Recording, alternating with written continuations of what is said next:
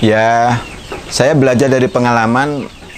Stres atau depresi itu manusiawi. Saya sempat ngalamin seperti itu. Jadi seolah-olah saya dulu salah memilih untuk mengakhiri karir di dunia eksplorasi. Tapi kita kan memang harus melawan hal itu. Melawan hal itu. Sangat manusiawi. Pasti terjadi sindrom tersebut. Sangat manusiawi. Tapi kita kan terus ada satu pelajaran di mana keseharian yang selama ini nggak kita telaah, itu bisa kita telaah. Satu contoh gini, saya itu secara rutin kalau pas lagi sholat malam, saya melihat anak, istri itu tidur itu toh. Jadi di saat saya lagi terpuruk secara mental, secara spirit, kenapa kok ekonomi belum membaik saat itu? Saya terus berpikir, nek saya itu nggak cepat move on, kasihan tidurnya mereka tadi terlelap. Di saat mereka terjaga juga mereka butuh nafkah. Jadi kalau pundak saya nggak kuat, kaki saya nggak kuat, ya kasihan mereka dong kan gitu.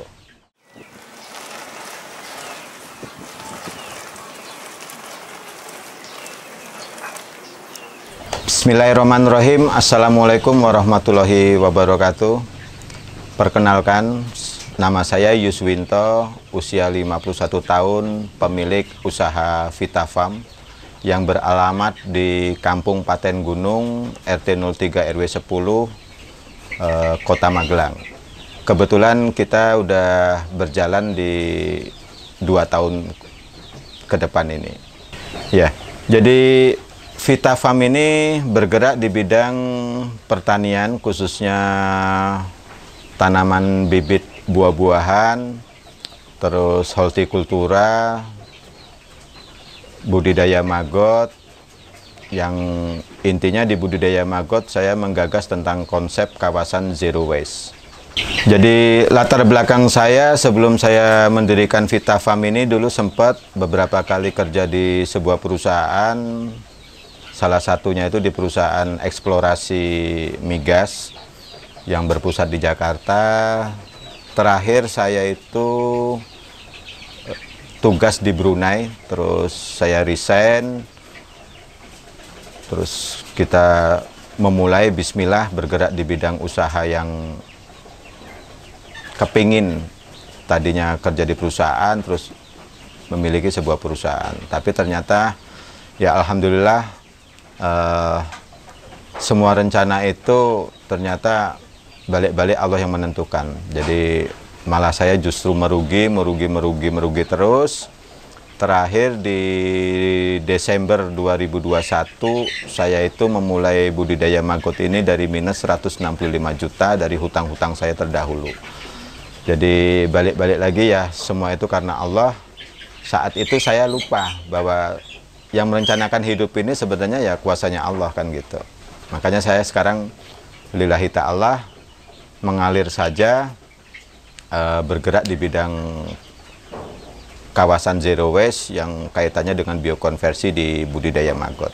Bismillah, mudah-mudahan ini ke depan bisa menjadi sebuah lahan rezeki bagi saya, bagi anak, istri, menantu, dan cucu.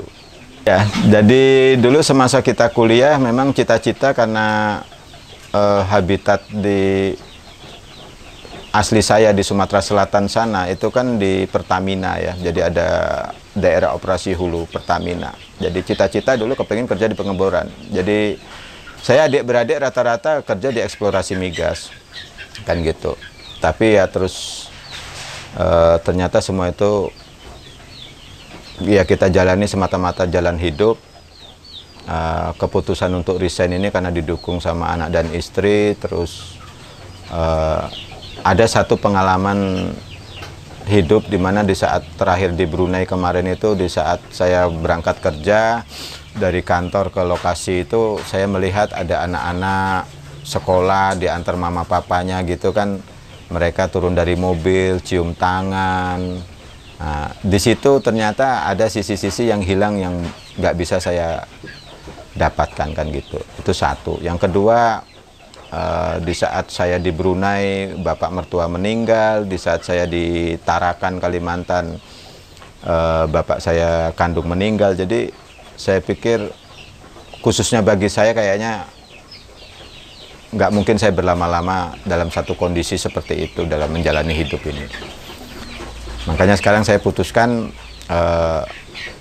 di rumah ini dengan ala kadarnya kita bergerak di bidang biokonversi. Alhamdulillah Allah memberikan semuanya, dalam arti secara finansial mungkin berbanding terbalik lah ya. Dulu kerja di sebuah perusahaan yang gajinya gede, terus sekarang terjun di dunia persampahan yang boleh dibilang rupiahnya ya nggak terlalu gede lah. Tapi ternyata kebahagiaan itu bukan dari sisi materi, tapi dari perjalanan spiritual maupun moral yang kita dapatkan. Banyak sekarang saya mendapatkan sebuah rezeki, tapi bukan berupa finansial, tapi lebih dari itu. Jadi saya misalkan binaan-binaan di kabupaten maupun di kota, maupun ada tamu-tamu yang belajar di sini, kan memang semuanya gratis dan tidak saya pungut bayaran. Jadi itu yang menjadi sebuah kepuasan tersendiri. Jadi nutrisi batin saya ini malah lebih terisi dan saya malah lebih enjoy ngadepin ini. Dalam arti habluminallahnya jalan, habluminanas jalan, terus habluminal alam itu juga jalan. Dan saya yakin dengan saya mengelola lingkungan dengan kapasitas sesuai dengan pangkat dan derajat saya ini, saya yakin yang menciptakan alam pasti akan membayar semuanya itu bagi saya dan keluarga besar saya. Jadi fase dimana setelah saya resign, terus saya terjun ke dunia usaha sebelum ke Maggot loh ya, itu sempat terjadi sindrom. Jadi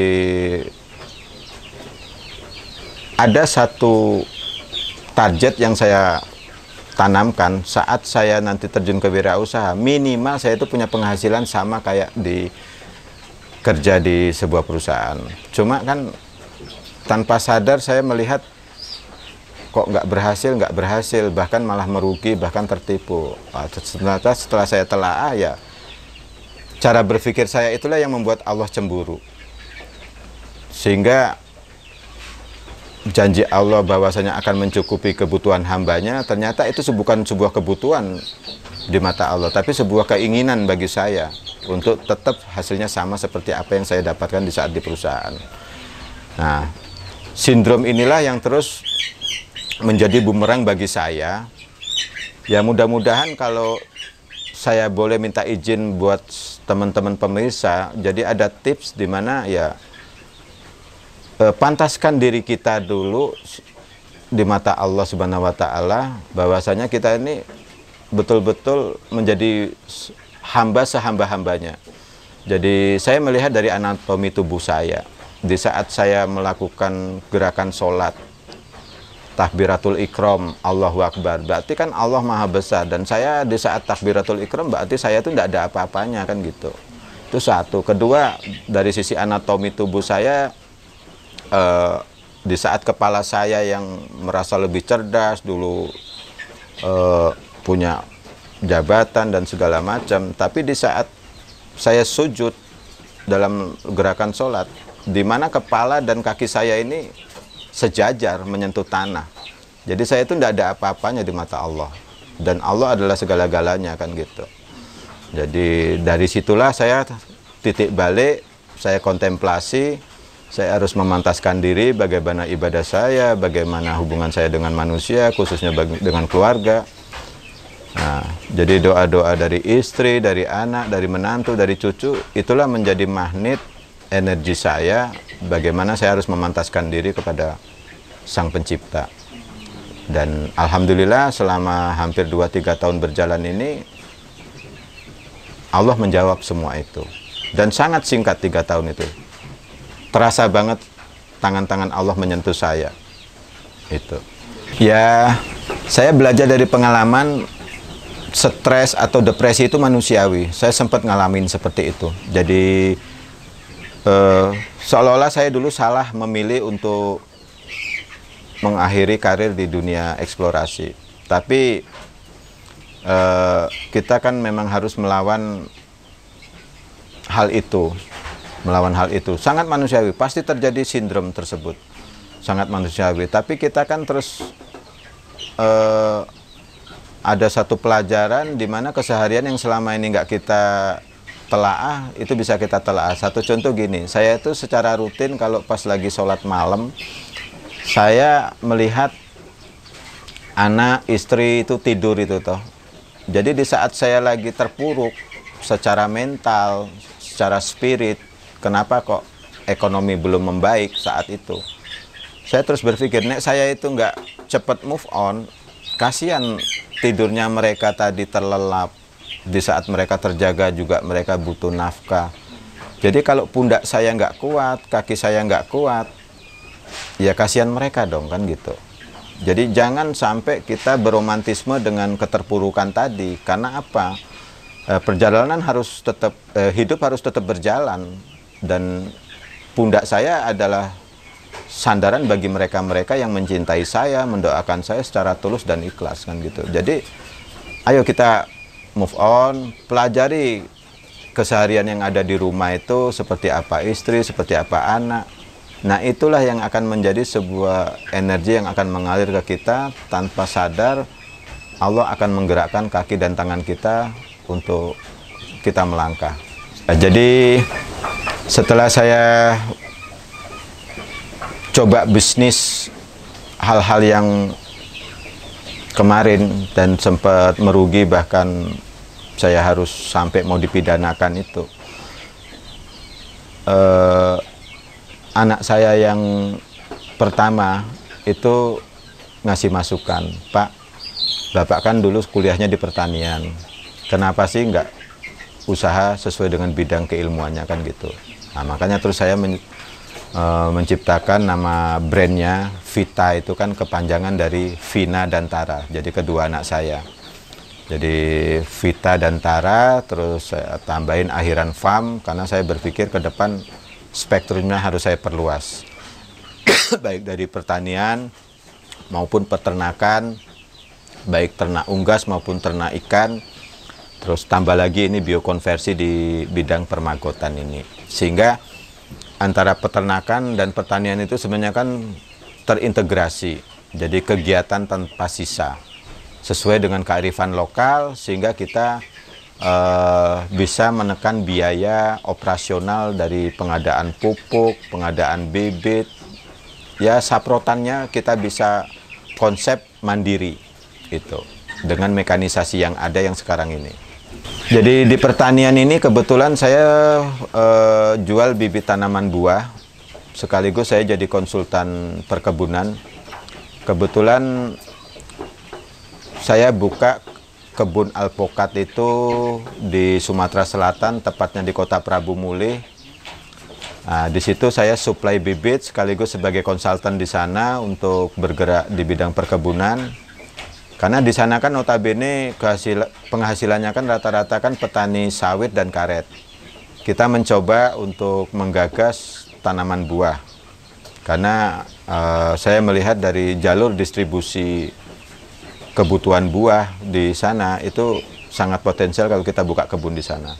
Dan alhamdulillah sudah berjalan, sekarang meningkat dari kebun alpokat yang sudah berbuah di usia 3 tahun, kita sekarang meningkat ke kebun kelengkeng. Ini 2 hari yang lalu saya habis kirim bibit untuk mangga, khususnya varietas Kyoja itu. Jadi coba kita perluas luasan kebun yang ada di Sumatera Selatan. Karena kalau untuk kita di Pulau Jawa, khususnya di Magelang, saya pikir belum punya kemampuan untuk pengadaan lahan seluas yang kayak di Sumatera kan gitu. Kebetulan didukung dengan usaha Magot, ini awalnya nggak sengaja saya itu ikut program pelatihan yang diadakan oleh Dinas Lingkungan Hidup Kota Magelang. Saat itu ada pelatihan selama 3 hari, terus habis itu saya mulai terjun ke Magot, terus saya buat percepatan bagaimana bisa skala produksi bisa lebih besar. Karena saya berpikir kalau kita memulai terus mau mikir kapan jualnya, terus di mana jualnya, itu nggak akan bisa berjalan. Jadi saya pakai step-step di mana saya berpikir di hulunya dulu, di angka produksinya dulu, baru nanti hilirisasi. Makanya saya terus, kalau ada teman-teman yang belajar di sini, Pak nanti jualnya kemana? Ya kalau hal-hal yang sulit, masalah penjualan itu pasrahkan sama Allah. Nah, Anda pasrahnya nanti proposalnya di saat tengah malam, saya bilang gitu kan gitu. Jadi saya mencoba untuk cara berpikir antitesis. Jadi Allah menciptakan maggot ini satu makhluk di mana nanti seperti apa endingnya bagi kemaslahatan manusia itu Allah yang tahu. Nah, sekarang kita belajar budidaya aja belum tahu, belum mencoba aja skala kecil udah mikir mau jualnya kemana kan gitu. Kayaknya kita terus apa ya, kerdil banget gitu loh sebagai manusia. Padahal semua manusia itu kan punya potensi dan Allah maha adil. Allah akan menciptakan manusia itu yang punya potensi kan gitu. Cuma kadang kita ini untuk membagikan potensi memang perlu diskusi, perlu brainstorming kan gitu.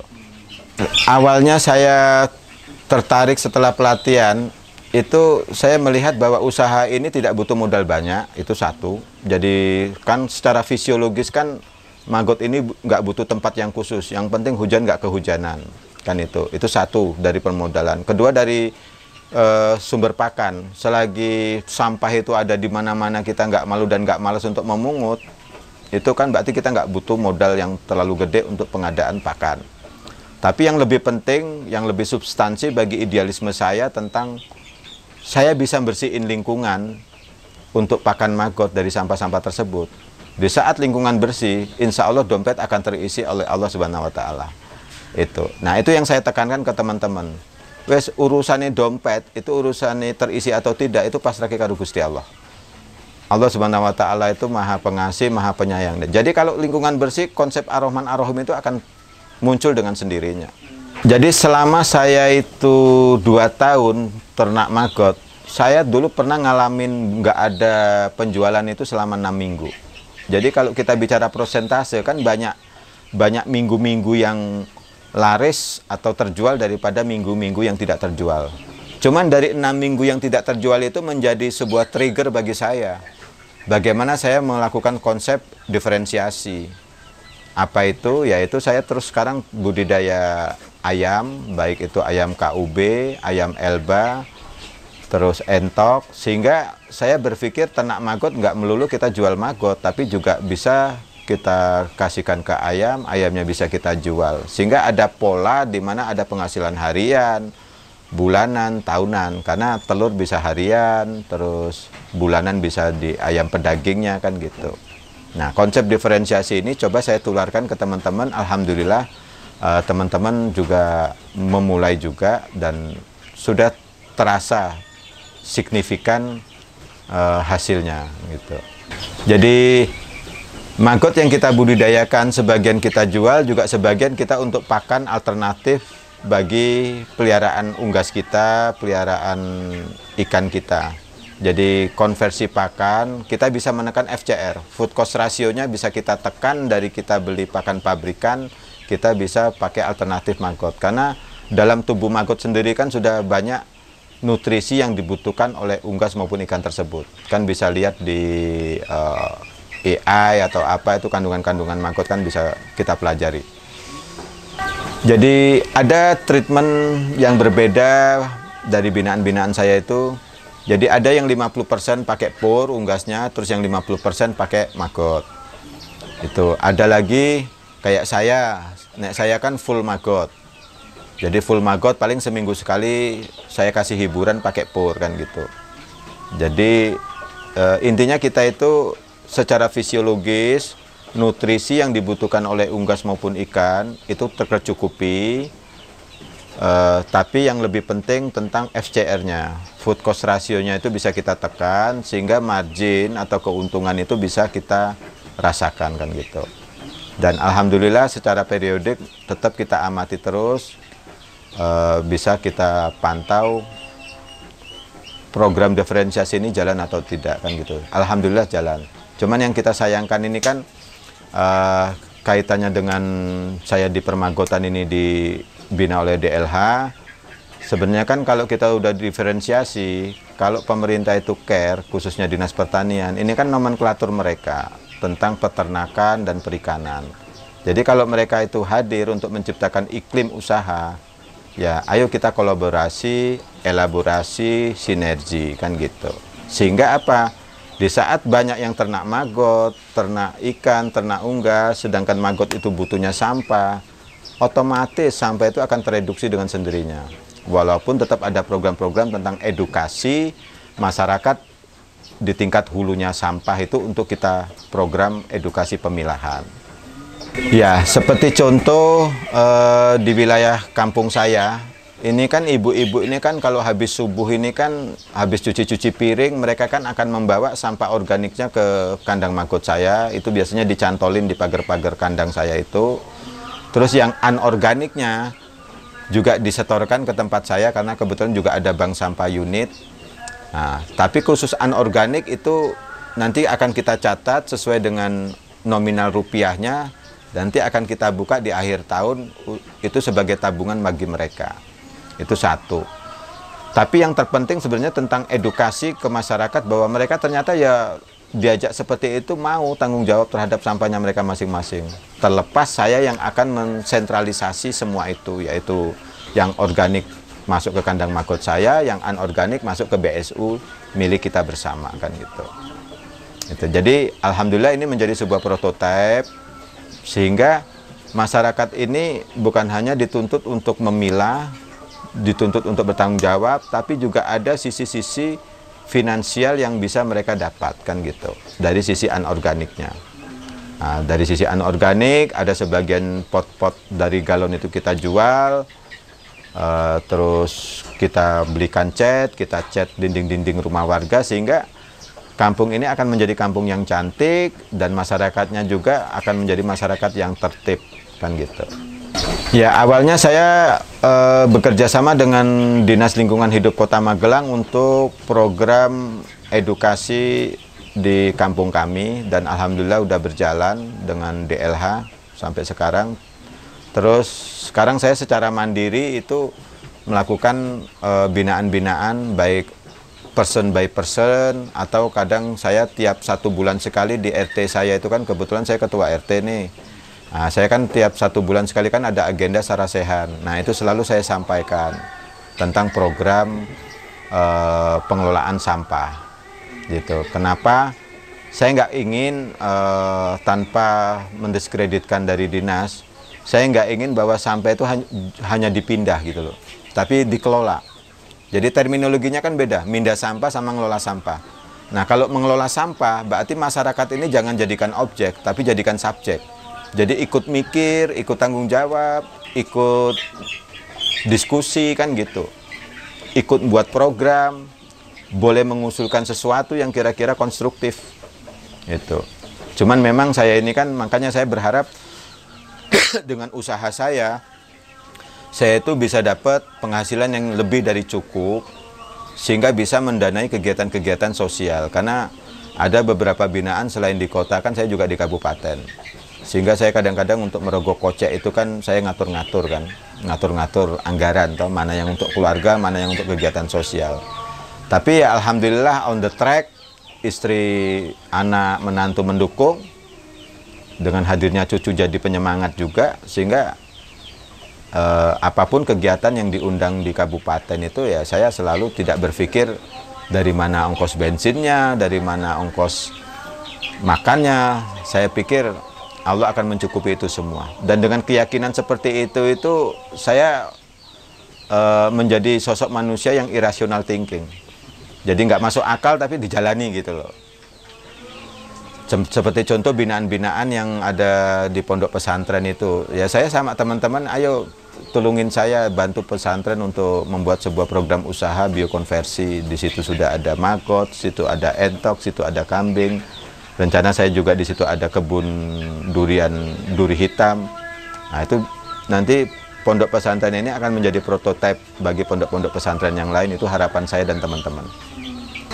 Jadi kalau real pasar maggot, sebenarnya kita ini dihadapkan banyak permintaan daripada stok. Saya itu sempat kedatangan 2 kali ownernya Green Prosa. PT Green Prosa itu kan yang bergerak di bidang sebagai bayarnya maggot.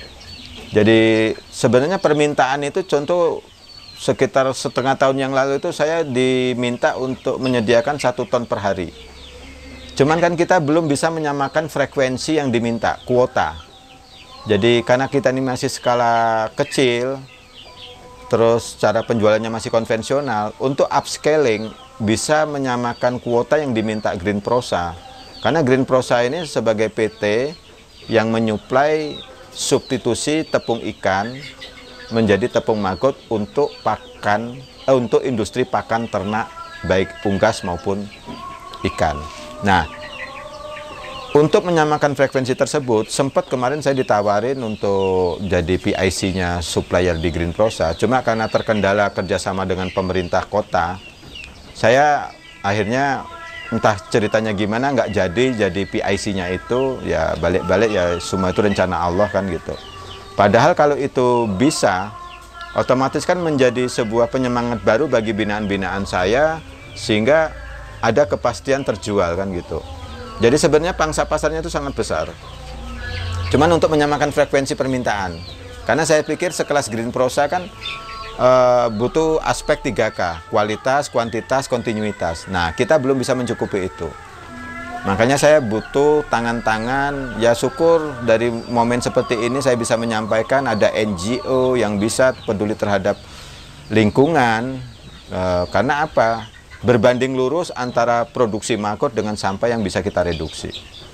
Iya, jadi binaan-binaan saya atau sahabat-sahabat saya yang belajar dan baru belajar ternak maggot, mereka orientasinya ada yang sebagian karena mereka selama ini ternak unggas, lah hitung skala rumahan ya, itu akhirnya mereka merasa berat kalau beli pakan pabrikan, sehingga terus mereka mungkin dapat informasi dari mana, terus belajar ke sini untuk ternak maggot, untuk suplai pakan penggantinya kan gitu.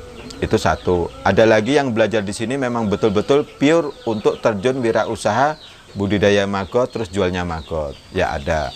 Dan alhamdulillah ya semua ini kan ada satu konsep di mana rezeki ini nggak mungkin ketuker dan rezeki ini nggak mungkin bisa ditiru. Justru binaan-binaan saya itu di saat mereka diniatin terjun ke budidaya untuk dijual, dilalah mereka ya punya segmentasi sendiri, punya hilirisasi sendiri. Yang saya nggak bisa sentuh itu malah justru mereka yang bisa menyentuh. Nah disitulah kearifan di mana Allah sudah mengatur rezeki itu semua. Yang penting optimis. Makanya saya tekankan ke teman-teman, kalau optimis saja kadang-kadang kita belum sampai tujuan, kenapa tidak pesimis kan gitu. Jadi optimis aja. Kalau kita optimis, kita ini kan berpikir positif tentang kuasanya Allah. Tapi di saat kita pesimis kan berarti kita berpikir negatif tentang kuasanya Allah. Bahwa Allah adalah maha pengasih, maha penyayang, maha adil. Makanya optimis aja lah kan gitu. Itu. Jadi ada beberapa teman yang gagal atau layu sebelum berkembang di dunia usaha budidaya maggot ini, itu ada beberapa faktor yang saya pelajari dari teman-teman. Satu, mereka menarget, jadi overconfident lah. Jadi ekspektasi mereka itu, oh aku nak budidaya maggot nanti hasilnya sekian gitu. Jadi ya matematikanya manusia lah, seperti kayak saya dulu waktu sampai tertipu dan segala macam itu. Itu satu, karena overconfident, ekspektasinya terlalu tinggi. Yang kedua, bisa juga karena faktor mental. Jadi maggot ini kan nggak jauh dari masalah sampah. Jadi pakannya kan sampah. Jadi faktor masalah malu dan malas. Jadi mereka ternak maggot skala besar, tapi malu untuk mencari sumber-sumber sampah. Kalau dapat sumber sampah, mereka masih malas untuk memobilisasi sampah tersebut. Jadi ya saya pikir ya dengan mentalitas seperti itu dimanapun di dunia kerjaan, ya, saya pikir juga nggak akan bisa jalan. Di dunia usaha apalagi, karena usaha ini kan ya kita sendiri yang jadi penumpang, kita sendiri yang jadi supir kan gitu. Jadi kalau kita bicara tentang maggot, itu kan berarti tentang metamorfosis budidaya lalat BASF. Jadi budidaya lalat BASF itu metamorfosanya kan dari lalat bertelur. Berarti telur bisa kita jual ke budidaya maggot yang nggak punya kandang lalat.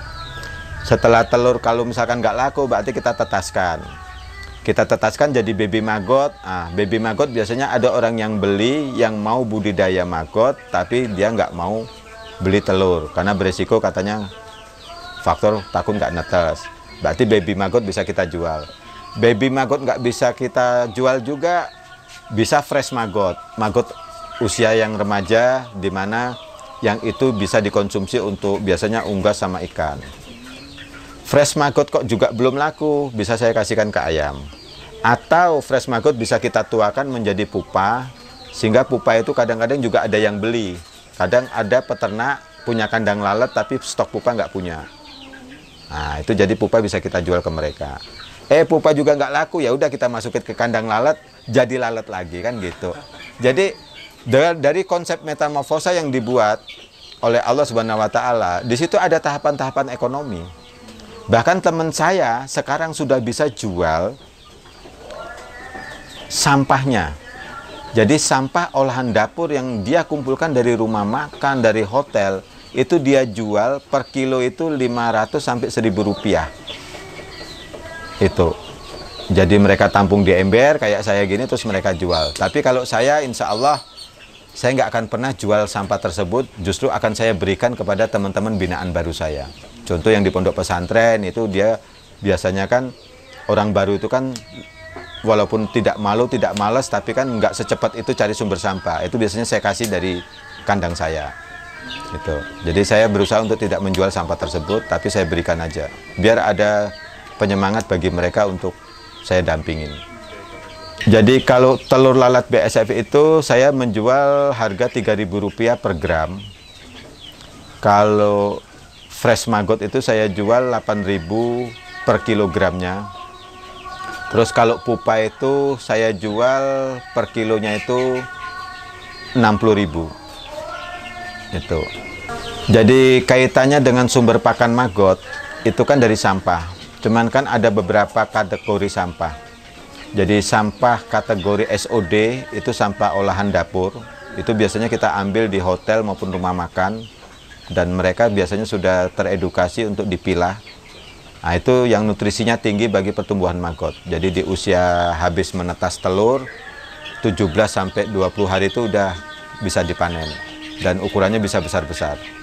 Tapi kalau ada teman-teman yang ternak maggot kok nggak bisa nyari sumber SOD atau sampah olahan dapur tadi, kan bisa ke pasar itu ke toko-toko buah. Buah dan sayur itu juga bisa dikonsumsi oleh maggot. Itu. Cuman nutrisinya tidak sebagus SOD. Atau dari pabrik-pabrik roti yang BS-BS itu. Jadi banyak sumber-sumber sampah. Makanya saya tekankan kebinaan itu sesuai kearifan lokal. Tidak harus SOD, tidak harus roti, tidak harus sayur atau buah. Yang ada di lingkungan Anda apa, itu bisa dikonsumsi selagi itu organik. Jadi alhamdulillah saya budidaya maggot ini dari dukungan dari masyarakat setempat itu tinggi sekali. Dilihat dari frekuensi maupun volume setoran sampah organik mereka ke kandang maggot saya. Di situ bisa terlihat konsistensi mereka, loyalitas mereka terhadap pengelolaan sampah. Dan mudah-mudahan